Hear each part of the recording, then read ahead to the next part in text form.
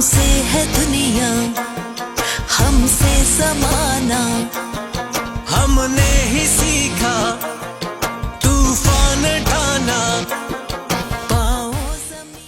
د پښتونخوا کتونکو زه افتخار خان یم. دا وخت موجود یم عمران خان کرکټ سټیډیم کې. دلته یو میچ روان دی د پېښور زلمې او د لیجنډ 11 ترمنځ یو خوندور میچ روان دی.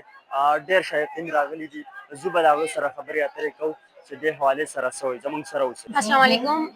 आज जो इवेंट हो रहा है बहुत अच्छा है, जो सबको बहुत अच्छा लग रहा है, जो कि तकरीबन यहाँ पे पेशावर में तकरीबन काफी अरसा बाद 10 साल भी नहीं, 15 भी नहीं, तकरीबन 19-20 साल बाद एक इवेंट हो रहा है, जिसमें हमारे फॉर्मल लीजेंड्स भी आए हुए हैं, जिसमें हमारे मौजूदा जो इंटरनेशनल प्लेयर्स हैं वो भी आए हुए हैं। और ये इवेंट हमारी सूबे से एक अमन का पैगाम लेके जा रहे हैं।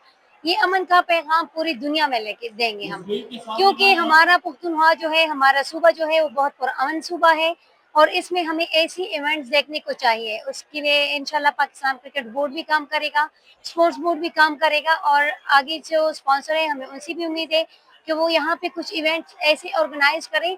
और हम चाहते हैं कि लड़कों के साथ साथ यहाँ पे लड़कियों की भी इवेंट्स हो, क्योंकि टैलेंट हमारे पास हमारी सूबे में बहुत ज्यादा है, लेकिन बदकिस्मती से उनको सपोर्ट करने और उनको आगे लाने वाली कोई नहीं है हमारे पास।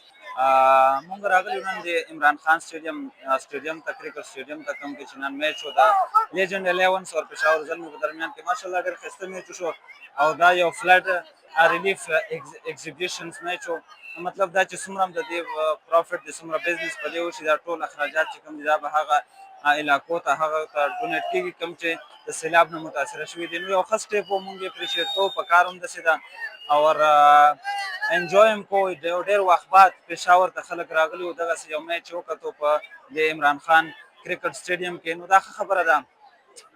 دغه خبره چې چېرته د کیلونو میدانونه آباد وي نو هلته امن وي. بسم الله الرحمن الرحیم. زما نوم ثناء الله صافي دی.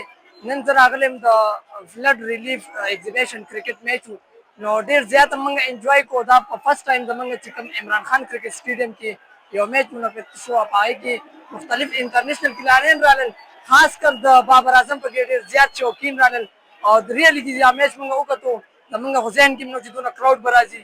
ماشاءالله ډېر زیات کراؤډ رالی او زه دا د خیبر پښتونخوا چې کوم حکومت دی د هغوی نه دا خواست کوم چې را روان چې کوم پی ایس ایل دی هغې کې بھرپور د عمران خان کرکټ سټیډیم دپاره خامخا د زلمي چې کوم میچونه دي چې هغه پکې منعقد کړي. کوم زما نوم تهذیب شاه دی او زه پاکستان وومن ایمرجنټ پلیر یم.